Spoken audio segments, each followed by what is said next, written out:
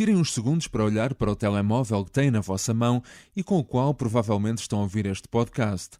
Agora pensem nisto, esse vosso telemóvel tem 1 milhão de vezes mais memória do que o computador que ia a bordo da Apollo 11 e que foi fundamental para aterrar na superfície lunar há 50 anos. Ainda se vão queixar que nunca tem espaço suficiente no telemóvel? Ignition sequence starts. 6. We choose to go to the moon in this decade and do the other things, not because they are easy, but because they are hard. Liftoff. We have a liftoff. Apollo 11, this is Houston. You are confirmed to go for orbit. Magnificent ride. And we've had loss of signal as Apollo 11 goes behind the moon. Give us a reading on the 1202 program alarm. Here, go for landing, over. Tranquility Base here. The Eagle has landed. That's one small step for man, for one priceless moment in the whole history of man. All the people on this earth are truly one. Magnificent sight out here. Magnificent desolation. Magnífica desolação. Episódio 4. As mulheres que põem homens no espaço.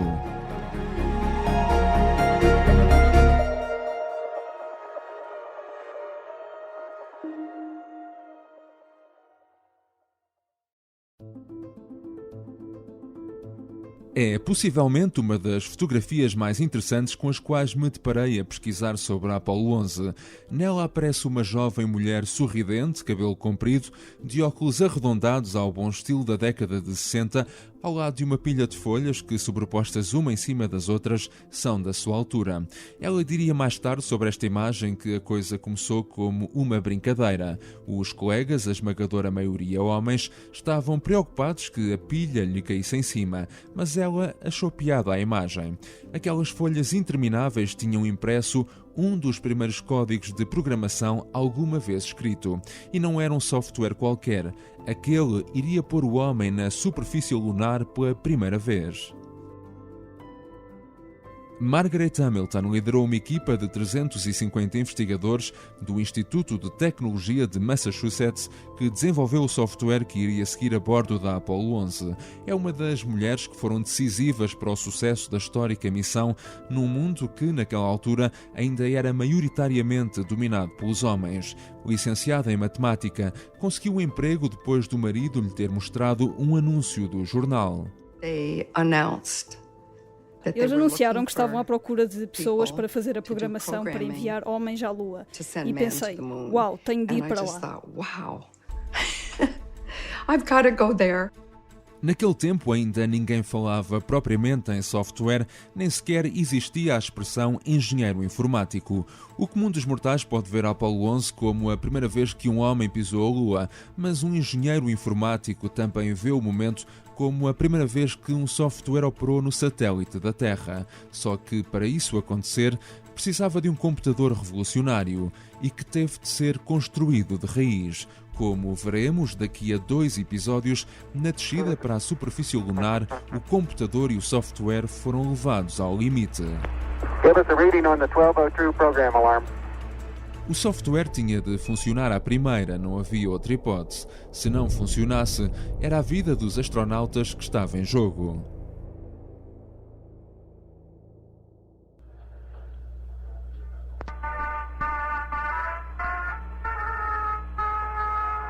18 de julho de 1969. Nas colunas de Houston, há um estranho som que chega do espaço. The intermittent music that we're getting is apparently coming from the spacecraft. The crew has on board portable tape recorders with music on the tapes, and as they store their own comments on the tape, the music is of course erased. Michael Collins celebra o aniversário da Gemini 10, a missão em que participou e que foi a primeira a fazer a acoplagem de 2 naves com 2 astronautas diferentes a bordo. Happy anniversary. A Apollo afasta-se cada vez mais e está agora a 248 mil quilómetros da Terra. Calcula o computador que vai a bordo.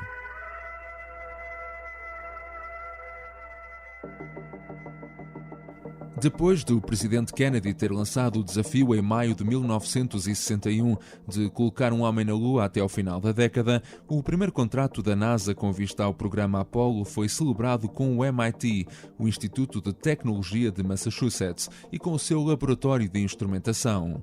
Dava Newman, atualmente professora do programa Apollo do MIT, ocupou o cargo de vice-administradora da NASA durante 2 anos e recorda muitas vezes esse contrato.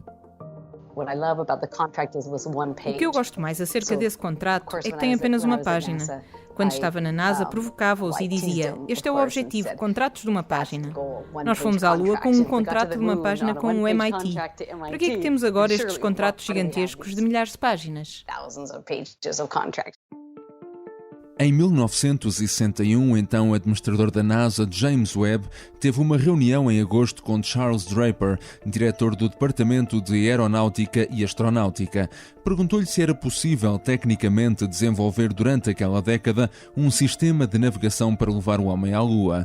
Draper respondeu afirmativamente. Eu próprio vou na nave e testo o equipamento se for necessário, garantiu. These test engineers are checking out a sophisticated collection of telescopes, gyroscopes, and electronics for Project Apollo. This guidance and navigation system will be mounted in an Apollo spacecraft to aid our 3 astronauts on their voyage to the moon and return. Naquela época, os primeiros computadores começavam ainda a aparecer e ocupavam literalmente salas inteiras de edifícios. O Apollo Guidance Computer foi o primeiro computador digital portátil construído. Ocupava um espaço equivalente a uma caixa de sapatos. Para conseguir essa portabilidade, o MIT arriscou nos circuitos integrados que antecederam os atuais microchips. Décadas mais tarde, Neil Armstrong recordaria desta forma o computador que seguia a bordo da Apollo 11 e que o ajudou a fazer a histórica aterragem na Lua.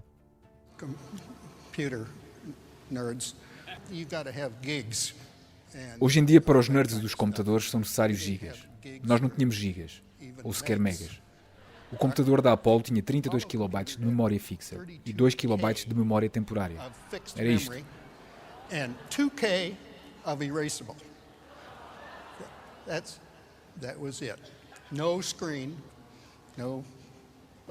Sem monitor, sem ícones.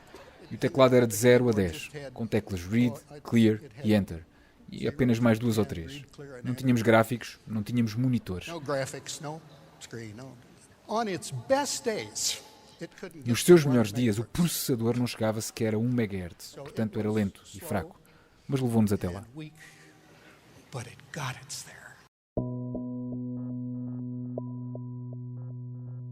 O desafio de Margaret Hamilton e da sua equipa de programadores era, dessa forma, monumental. The computer, now the Apollo Guidance Navigation Control, the computer of É claro que hoje em dia os iPhones têm mais poder computacional que o computador que guiou a Apollo.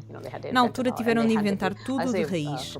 Era preciso ser excelente em programação porque era necessário pôr tanta informação em tão poucos bits, não havia muita capacidade computacional. É algo que hoje em dia tomamos como garantido, mas estamos no início dos computadores. E conseguem imaginar tudo o que implica para termos a certeza que chegamos até à Lua? Há muitas maneiras que pode correr mal, e apenas algumas em que acertamos na trajetória certa. Uma das funções do computador era calcular a rota correta para a Lua, por vezes ajudado pelas medidas tiradas pelos astronautas com recurso a um sextante, um instrumento de referenciação posicional não muito diferente daquele usado pelos navegadores portugueses no século XVI. Depois, o computador comunicava também com vários outros componentes físicos da nave, com a qual estabeleciam interface. Os astronautas comunicavam com o computador usando o DISKey, diminutivo de Display and Keyboard. Inseriam códigos numéricos e recebiam respostas de volta. Em 1963, o MIT já estava a consumir mais de metade da produção de circuitos integrados dos Estados Unidos, afirma Richard Jurek, autor do livro Marketing the Moon: The Selling of the Apollo Program. Yeah, it's no coincidence that Intel, for example, was formed in the mid-1960s. Não é coincidência que a Intel tenha sido criada a meio dos anos 60 para produzir microchips na Califórnia, para alimentar a procura crescente da indústria espacial nesse período. muito dela motivada pelo investimento governamental em sítios como o MIT, a Lockheed, North American Aviation e o programa militar de mísseis que se tornou num programa pacífico, como parte dos programas Apollo, da Gemini e Mercúrio. Close to 98% of all computer chips produced Quase 98% dos chips de computadores produzidos a meio dos anos 60 estavam a ser devorados pela indústria aeroespacial. É fenomenal quando pensamos nas pessoas, nos negócios e a inspiração que deu à economia industrial que temos hoje em dia.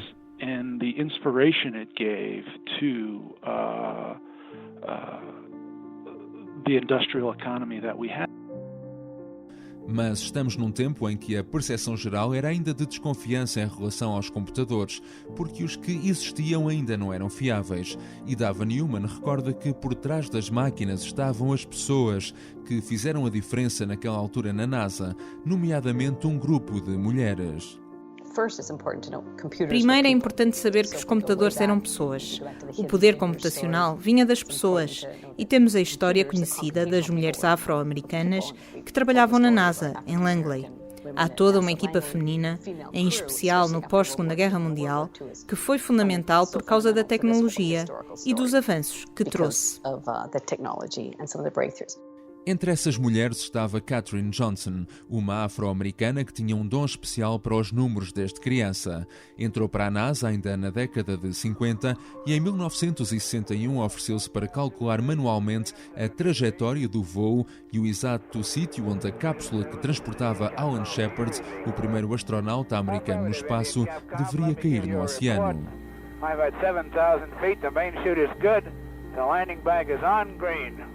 Para percebermos de forma simples como tudo funciona, chegar à Lua é como a caça. Não se aponta para onde o pássaro está no momento do disparo, mas para o sítio onde ele vai estar quando a bala lá chegar. O mesmo se aplica à órbita da Lua, e escolher o momento certo envolve muito cálculo e muita matemática, como explica Rui Agostinho, diretor do Observatório Astronómico de Lisboa. Quando chega à órbita da Lua é bom que a Lua esteja lá, porque se não tiver, vai em frente. Portanto, isto tem que ser lançado no dia tal às tantas horas, mas é mesmo. Porquê? Porque o combustível que vai a bordo não permite muita margem de manobra. Não pode dizer, olha, a Lua está longe, vira à esquerda para a gente se aproximar. É que não dá. Não dá. Portanto, fazer estes cálculos todos, isso tem que ser feito de antemão. E a NASA não tinha essas soluções analíticas. E é uma dessas mulheres que diz, ok, vamos para cálculo numérico, vamos aprender Fortran e vamos fazer o cálculo por aproximação numérica, método Euler, para ver o que é que estas pessoas estavam a descobrir, a montar a máquina para ser capaz de fazer estas viagens. E a viagem pode demorar mais ou menos tempo, consoante a fase da órbita. Repare, a órbita da Lua não é uma circunferência. Portanto, ela aproxima e afasta da Terra. É uma excentricidade que varia entre os 13% e os 7%. 4 e 7%. Portanto, ela ou se apanha a Lua mais próxima ou a Lua mais afastada, quer dizer que a viagem demora mais horas ou menos horas. Aliás, a viagem de regresso foi cerca de na casa dos 2 dias e tal. A de ida foi perto dos 3 dias. Isso exige mesmo recalcular as órbitas todas. Por isso, muita da matemática que foi feita na altura por Katherine Johnson e outros especialistas de Langley teve de ser feita de raiz, e a sua importância não passava apenas pelo momento do lançamento, mas por todos os pormenores da viagem. O que é que tem que recalcular? A força feita pelos motores. Durante quantos segundos é que aquilo trabalha? Em que direção é que realinha a trajetória? Portanto, tem que pensar isso tudo de antemão. Vai entrar na Lua, em que posição relativa à Lua? Qual vai ser a travagem? Em que altura é que irá fazer a travagem? Isso tem de ser tudo recalculado de antemão. E isso naquela altura não era fácil. Hoje é mais fácil, porque há muita coisa já pré-calculada e é rápido nos sistemas informáticos. Se olharmos para as imagens de uma sala de controle de missão da NASA nos anos 60, aquilo que vemos é uma amálgama indiferenciada de rostos masculinos, camisas brancas aprumadas e gravatas. Mas no meio de todos eles estava Poppy Northcott.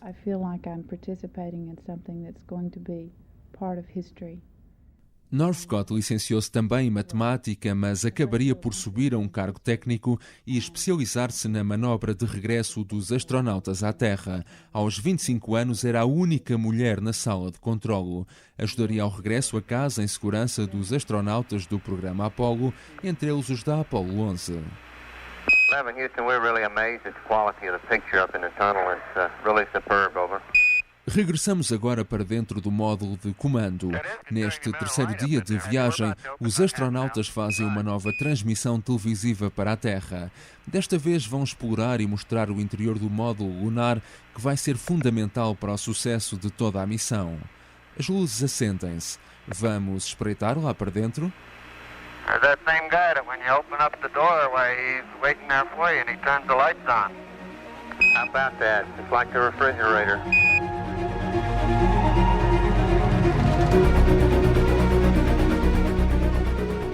No próximo episódio... O LEM é construído pela Google e aquele módulo esférico nem tem cadeiras para os astronautas se sentarem. Por causa do peso, eles vão em pé. Não precisa. Aquilo é uma coisa tão rápida, não é? O tempo que lá vão passar não tem. E isto é um problema de peso. Porque o peso faz falta para ter combustível. E faz falta para ter os outros sistemas de controle e de apoio à vida. E é assim que o módulo lunar vai ser o foco do nosso próximo episódio, ainda antes do dia da histórica descida até à superfície da Lua. Todos os dias estamos a acompanhar a histórica aventura da Apollo 11, 50 anos depois dos acontecimentos, desde o dia da partida ao dia da chegada. Magnífica Desolação é um podcast com apresentação e edição de João Santos Duarte. A imagem é do Tiago Pereira Santos, Jaime Figueiredo e Joana Beleza. Neste episódio, as dobragens de sons pertencem ao Pedro Candeias, João Melancia, Lídia Peralta Gomes e Joana Beleza. Já sabem, se tiverem sugestões, dúvidas ou histórias relacionadas com este acontecimento, podem também escrever-me para joaosantosduarte@gmail.com. E sigam-nos diariamente no site do Expresso, no iTunes, no Spotify ou nas várias plataformas de Android. Vamos reviver em conjunto a aventura que levou a humanidade a dar novas fronteiras ao mundo.